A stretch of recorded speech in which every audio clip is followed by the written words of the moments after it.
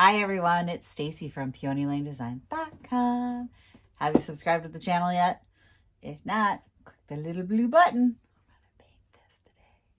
Don't forget to click the subscribe button, comment down below, like this video, and click the bell icon to be notified.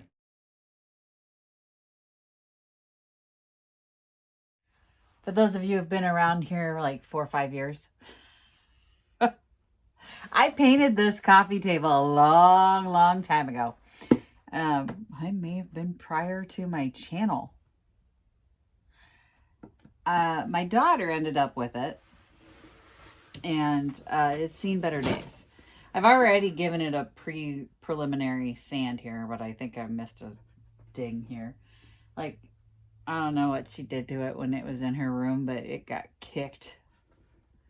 Like, it is a hot mess. I don't want to spend a whole lot of time on it. I just want it painted and done, so we're not going to do anything fancy. No fancy stuff on this one. No glazing, no weird stuff. Just a straight up paint job. I don't do too many straight up paint jobs anymore. All right, got magic gray. We're having it mixed up. For those of you who are like, what's magic gray? Because you're new here. It was a gray paint that I found on the Oops rack. And what happens when paint is mixed and then somebody returns it is the company will then, or the hardware store will put a different color with it. They'll mix other colors in with it so that that person can't come back and rebuy the paint that they just returned for a lower price. Which means then that color that I bought isn't a color. Like, the details on the can aren't correct. So I had to go have the gray color matched because it became a thing. Like, everything I painted in this gray sold. So I've got to, I had to get it mixed up myself. It's a custom color, and I named it Magic Gray because literally everything I paint in this gray sells.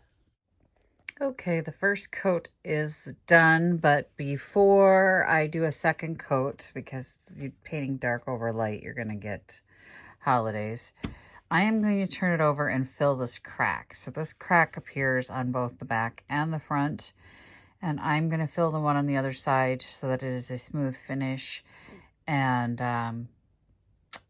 yeah, I can paint over it so it'll have time to dry. So let me get this flipped over and filled. The table is flipped over. The crack is filled. It was right there.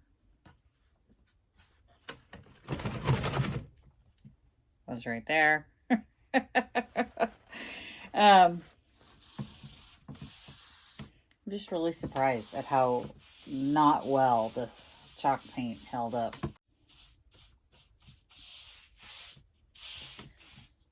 Love this color. Can't get over it, but there's the crack, and as I paint it, it goes away. All right, we're gonna do coat 2, but I wanted to give you a different camera angle so you can see what I'm talking about. By putting dark over light, you get streaks and little holidays. These are called holidays when you see little pops of white come through. Streaks and holidays. So I broke the roller out. I'll try and get a different texture on it, so hopefully I don't get more streaks. I just want this to be done. Let this be done and in the shop, guys. I've already cleaned my kitchen today, and then did some laundry and cleaned the bathroom, and I'm like, now I want to do the floors, but it's got so much pet hair on it that I have to vacuum. Right? You can't just wash the floors. You gotta get all the pet hair out. But my husband's sleeping. I'm like, oh, wake up. I want to vacuum. Everybody remember when we were little and Mom used to vacuum Saturday mornings? I'm sorry, I'm just spreading the paint out. I look like weird. Why is she rolling like that? Again.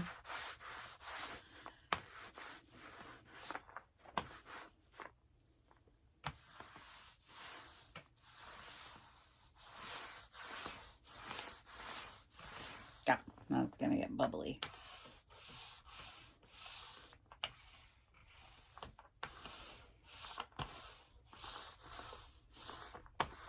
I'm going opposite direction of the way I brushed it to try and fill in those brush streaks.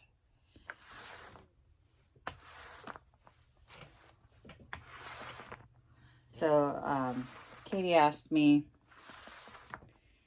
how I deal with the random stray hairs when I talked about clear coating, and then the dog and cat hairs will inevitably float on it.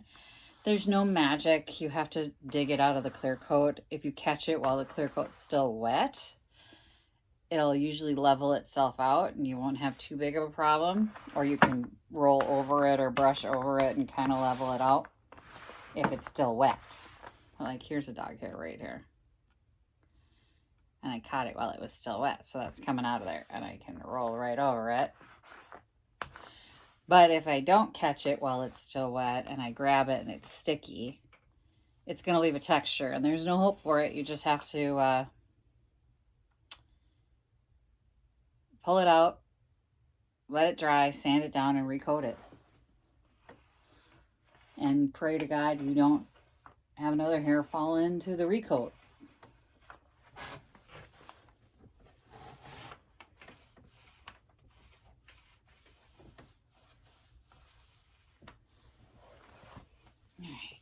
I'm still going to have to get up on the edges with a fine brush. Of course I am.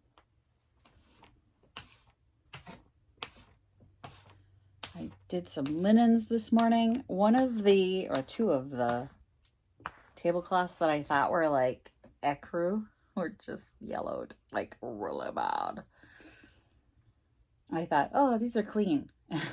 But I'm going to soak them just in case. Yeah, this was the water. I'm going to post it right here. This was the water on the ones I thought were clean. So they're getting a second soak.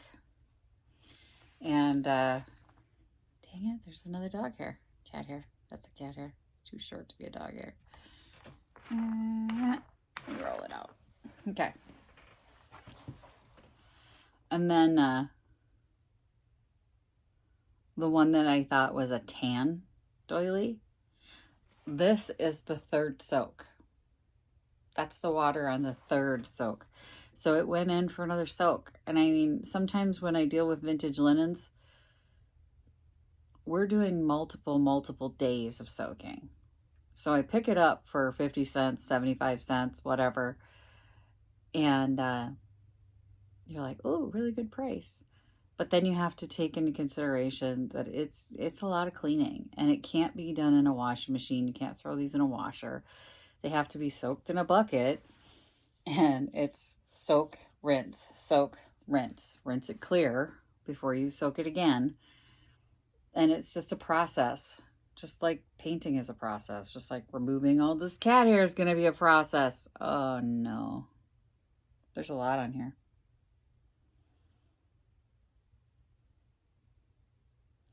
My roller was dirty.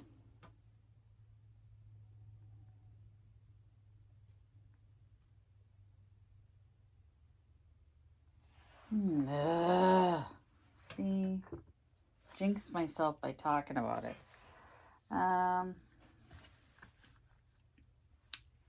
There are quite a few on here.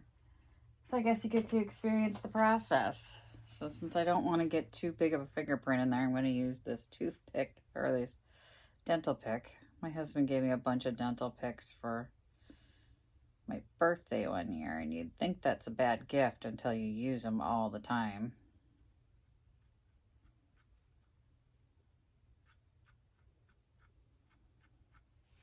So I can get right underneath the hair usually with the dental pick, then lift up an edge, and just like that.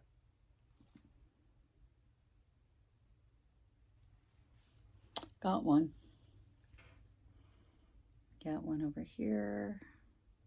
Oh, that one came right up. No, it fell back. Nope, that's just the texture.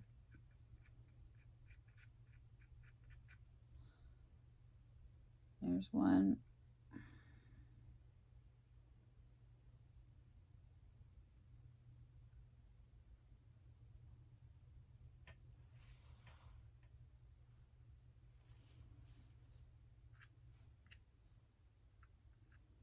Dropped it.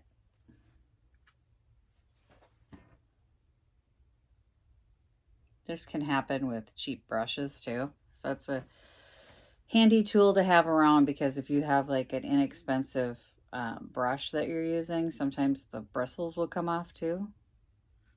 So it's not just for cat hairs.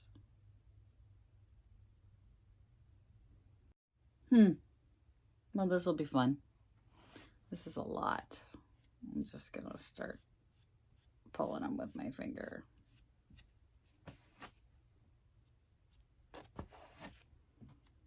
I have to recoat the whole thing after we clean all this hair off here. Either that or the cats were in here last night, which wouldn't surprise me because there's a cat door right there.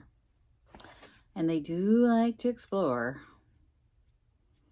They could have been sitting on the table and I didn't notice. Which would be funny. How do you get the cat hair out of it? Kill the cats.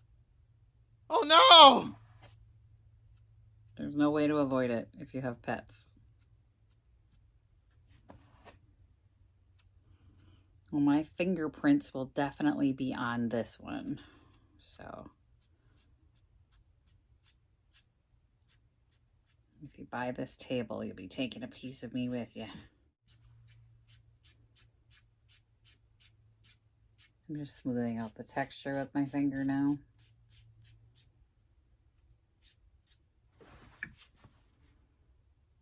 There's one.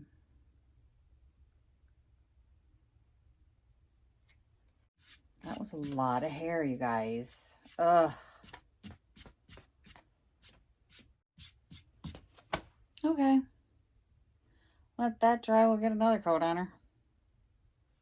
Fix what I just messed up. Use a brush this time. Okay. Anyway, here are the pumpkins. As you can see, the orange still pops through.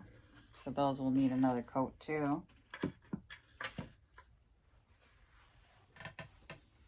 go wash the roller and make sure I got all the hair off of it for next time. Okay, it is done. I have fixed all the streaks, all the holidays, all the cat hair, and all the edges that were still showing some green. So she's all done. Next! This was a nice, easy piece, even with the cat hair. So thank God. Oh, is that another cat hair? I feel like it came in here and more. Yeah, it's not in the paint. It's just on the dog hair, cat hair, whatever. This one's not in the paint. This one just fell off of me because I was cuddling my puppy. She loves me. I like her a little bit too. I don't know. I keep saying these are the last ones, but I don't know. I feel like after these cats and this dog go, I'm kind of going to be done with pets for a while. But it was nice to do an easy project for once. That didn't need tons of repair or anything like that. So this was a quick flip I can get in the shop. Now onward and upward to the next thing, which is probably going to be priming the footstool of the blue chair so I can get that done. Might as well keep going. The kid's not home and I have time, so I might as well just keep rolling. I do need to put another coat on the pumpkins, and then those will be ready for projects. And I still have all of those pumpkins that I have to base coat in some color, but I definitely want to get them a different color than the dark gray, so that, you know, whatever I choose to do with those pumpkins, it'll be, you know, I could put white over it or a light pink or something. Anyway, thanks for watching, everyone. Happy chunkin'. Bye. Visit my blog, peonylanedesigns.com, for more tips, tricks, and inspiration. Thanks for watching, everyone. If you like this video, please give it a big thumbs up. Don't forget to subscribe and click the bell icon so you'll be notified of new videos. I post every week DIY tutorials and, of course, more Junkin' videos.